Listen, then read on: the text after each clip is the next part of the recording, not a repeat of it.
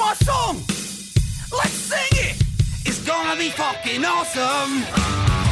Come on, it's gonna be fucking awesome. You know the words. It's gonna be fucking awesome. That's insane. It's gonna be fucking awesome. Yeah! Hey, my friends. It's usually Music Monday, but I've got a special week for you. It's People Hunting People Week in honor of Jeffrey Epstein and his vicious island and the various things that are coming out right now and truths that are being told, showing that things like this are not so fucking far-fetched after all. I'm your host, Jesse Blaze Snider, and you're listening to the coolest alive. How are you? I would normally be doing animation tomorrow, but instead we've got another fucking great humans hunting humans film. We've got, I think tomorrow's Surviving the Game with Ice-T. And Wednesday, I would normally be doing comic books, but this week for the Humans Hunting Humans Week, I am doing another one. I think we got The Condemned on Wednesday, which is a great one with Stone Cold and a bunch of other fucking crazy psycho giant people. It's awesome. And then Thursday would normally be when we would do a live action film like we're doing all week for the People Hunting People Week. But instead we'll be doing a great comedy one with John Leguizamo called The Pest, which is sort of like Ace Ventura-esque, really over the top, but fun, especially fun to watch with kids. Even though it is people hunting people, but it's more like a cartoon kind of thing.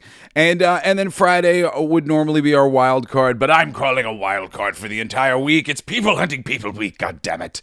And we've got our last one, which is Ready or Not, which is a more recent one, really, really awesome. I think it was originally Netflix exclusive. They're making a sequel to it that looks fucking awesome. So I'm excited to talk about that. Yeah, all week long, People Hunting People. And then Saturday, it'll be wholesome. We're going to do The Muppet Show. I watched with my sons, and I'm going to watch with my daughter, Parker, I'm going to watch with her later today.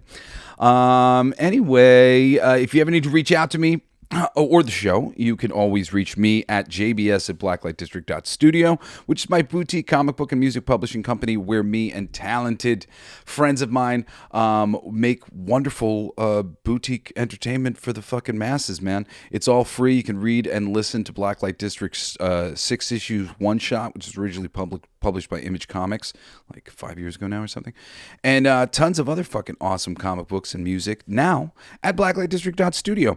Okay, let's get into the first of the week. Hard target, Van Damme. This motherfucker sucks. I have it on personal, from personal friends that he sucks. And his acting is wooden as hell. However, he is a great, action star in like what he can do, roundhouse kicks and other stunt stuff. Granted, he's got a stunt man too, which he was very kind of obvious in like certain shots. But what makes this movie so great, beyond the fact that it's the Humans Hunting Humans, it's directed by John Woo, and it's his first major American film. And god damn it, there is just so many moments within the film that are just over the top in the best way and just look beautiful. I mean, just one after another of him making Van Damme look like the shit. And I wonder if I'll remember some of the shots. Like the only one I'm remembering right now is the most over the top one. I just watched it like 2 weeks ago. See, this is what I tried to do these movies as fast as possible while they're fresh. I should like watch the movie and then just go record a show. Just go record a show, put it in the bank. Put it in the bank. I think that's what I should start doing. As soon as I finish the comic book, like boom, do it.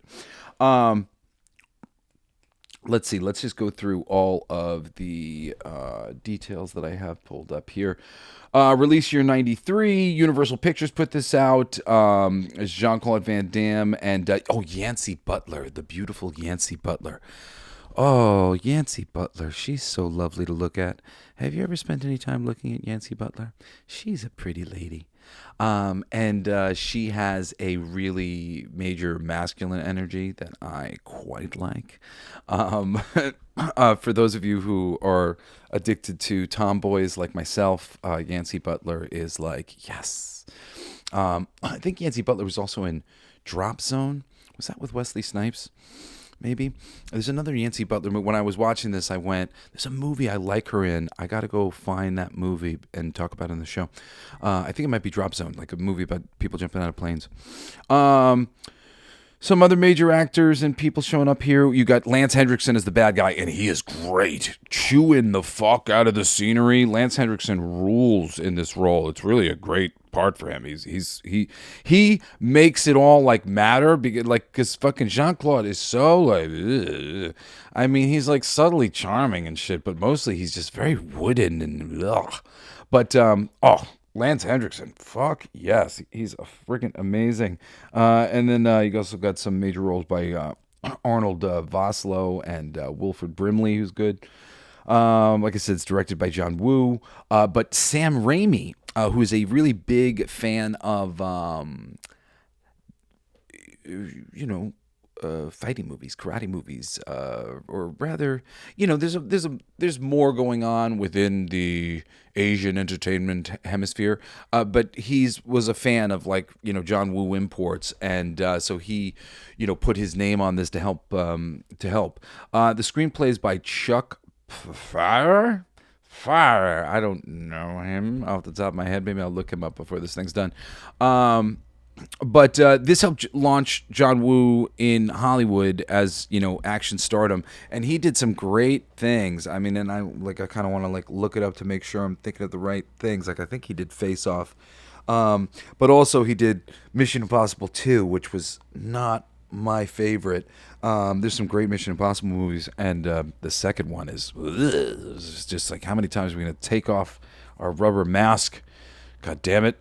John Woo, overused trope, man. But this also cemented Van Damme, as an early 90s action icon and, a cult favorite among action fans for the practical things that he could do. Because he could do a lot of practical things. I forget his exact background, but he came from a kickboxing background or whatever else. Look, man, I can only keep so much information in my head at once. You want me for the quantity, not for all the little details, okay? If anybody ever gets me on details, I'm going to say, I say regularly on my show, don't you fucking press me for itty-bitty details. Because, fuck you. The fact that I go and I bring this stuff up in the first place is to give you an approximation. But I don't know everything. I can't know everything, goddammit. At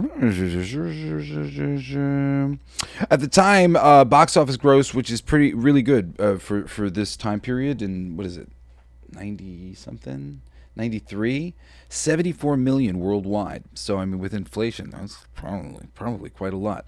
I've done those numbers, but I've never observed how it exactly affects the numbers, other than they tend to increase quite substantially in a lot of cases. It's definitely well over 100 million.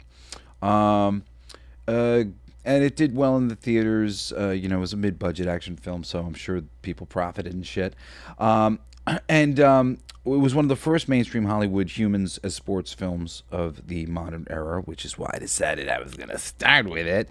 And originally it was more violent, but was edited down to avoid an NC-17 rating, which I'd like to see the original thing. Give it to me, John Woo, your dramatic shit. It's set in New Orleans, which is cool, and kind of plays to Van Damme's strengths, to some degree. At the same time, it's like, fucking peak John Woo, slow motion, doves and shotgun mayhem. I guess I didn't share the scene that I was remembering earlier, which is of him, of Van Damme, standing on his motorcycle, driving towards this police car and shooting shooting the police. This is the most over the top thing. So I mean, like, be prepared for this, and then like you'll get it. But it builds to it. If you get, it's really cool. It's all like really dramatic ballerina action scenes. I highly recommend it for how well done it really is. Oh yeah, I was right about Face Off for director John Woo. He's also famous for The Killer. He's done a lot more movies recently that I haven't necessarily seen or been a fan of, but I like Wind Talkers quite a lot. Like I said, Mission Impossible 2 is not a favorite, but Broken Arrow with Christian Slater and John Travolta, that's a great one. He did that one after Hard Target. And his earlier films, Hard Boiled, Bullet in the Head, The Killer. I don't know if I've ever seen It Better Tomorrow. A lot of his earlier movies I have heard of but have not seen. Some of these I've seen. Man, wow, he's done a lot more than I knew. I became a fan of his as he became an American director. But oh my God, there's like so much shit here. Run Tiger Run, I hear is good. Hero Shed No Tears. Yeah, man. To Hell with the Devil. I got to go back and watch some of this stuff because I bet his style works even better within the context of some of the other stories. He's always kind of just like amping things up to a certain degree where I'm just like, that was a bit much. Just but it was fucking cool, him on the fucking motorcycle.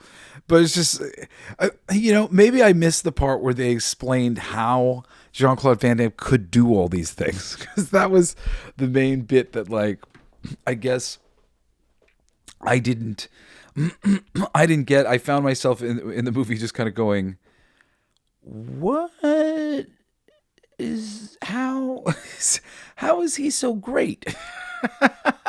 But at the same time, I kept going, well, I guess I don't mind it because it's very pretty. The guy who wrote this also wrote Darkman, Barbed Wire, which is not necessarily the best, but The Jackal, which is a cool one. And The Green Hornet, early draft, uncredited Red Planet. Yeah, he's done some interesting movies. Virus.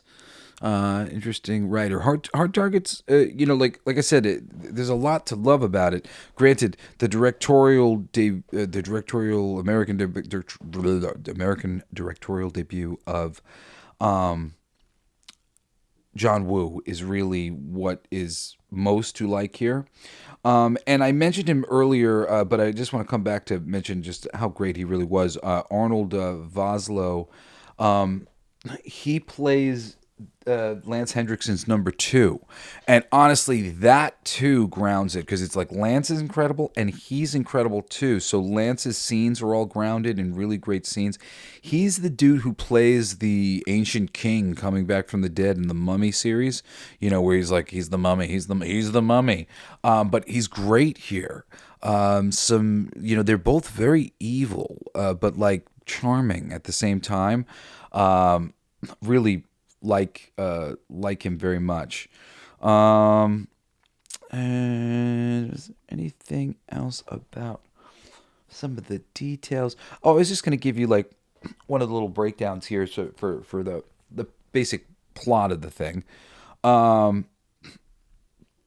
Basically, you got Chance Boudreau, played by Jean-Claude, is an out-of-work sailor. And that was a funny thing. He's standing in like this trench coat. He just looks so cool. But he looks so cool and so like out of place. Like where he is. His hair's always wet.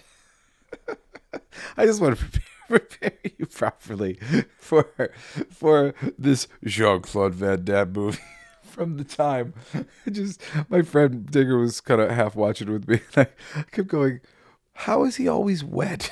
He always looks wet because he's a sailor, so he's always wet. Sorry. So he's looking for work in New Orleans, he gets hired by this woman, Natasha Bender, who I mentioned I'm in love with earlier, after he like beats up some thugs who try to steal her flashing like huge wads of cash.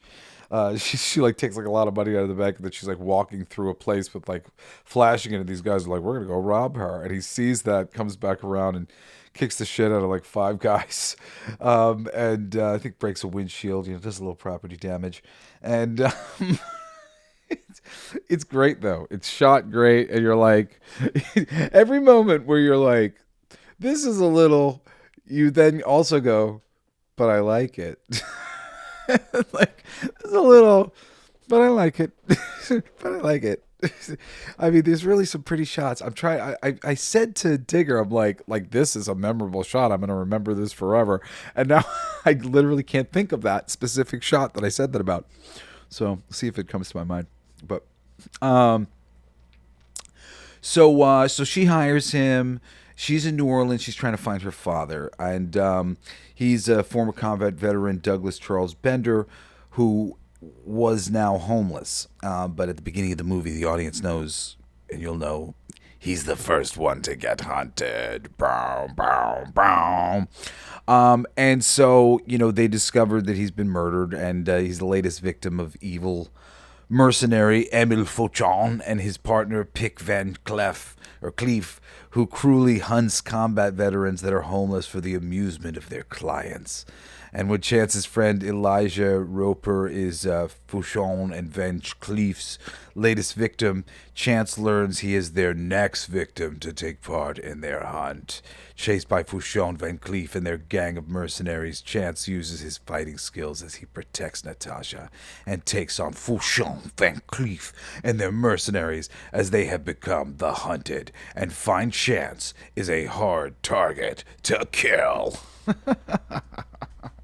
You got to say it like that, right? Come on. I mean, what is life if I can't say it like that? Yeah, man. It's John Woo doing his John Woo thing. It's Van Damme giving us his best. But the fighting shit is great. It's great. And, oh, man, Yancey Butler. So, I mean, you're invested because you're like, yeah, Yancey Butler.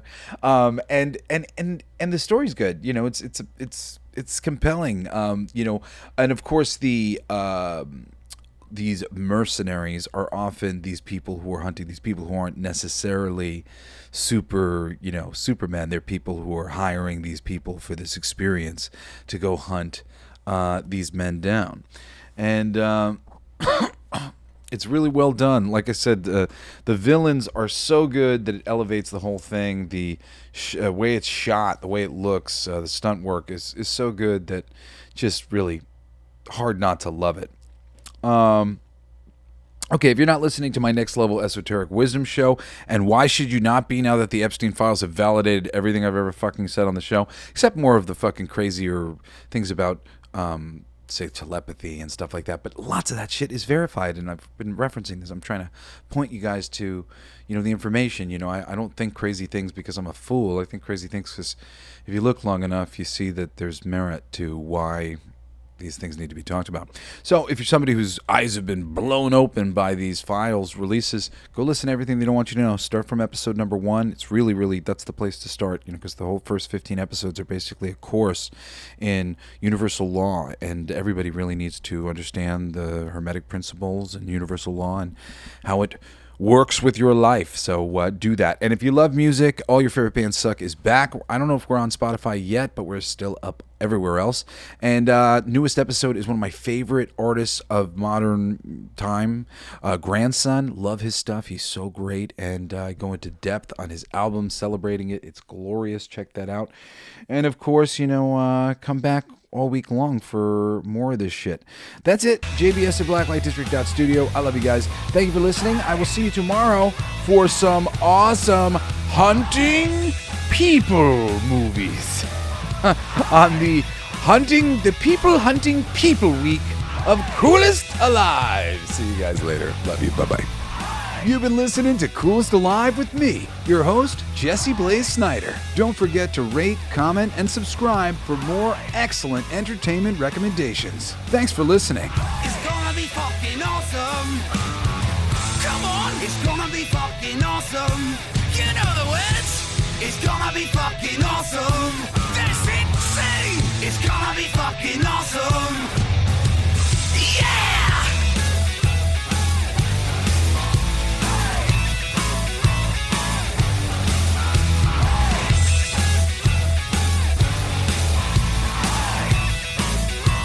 It's my favorite part.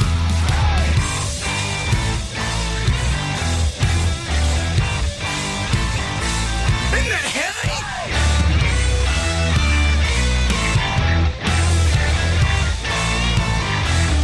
I'll play that. It's gonna be fucking awesome. Coolest alive. It's gonna be fucking awesome. Stay with your tribe. It's gonna be fucking awesome. Revenge of the Geeks. It's gonna be fucking awesome. Week after weeks. It's gonna be fucking awesome. Laughing with you. It's gonna be fucking awesome. And cry sometimes too. It's gonna be fucking awesome. Spelling it out. It's gonna be fucking awesome. Making you shout.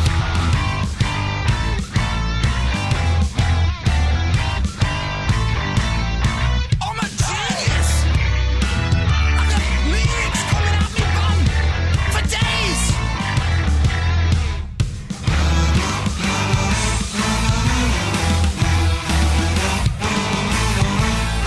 You like that? It's a kazoo solo.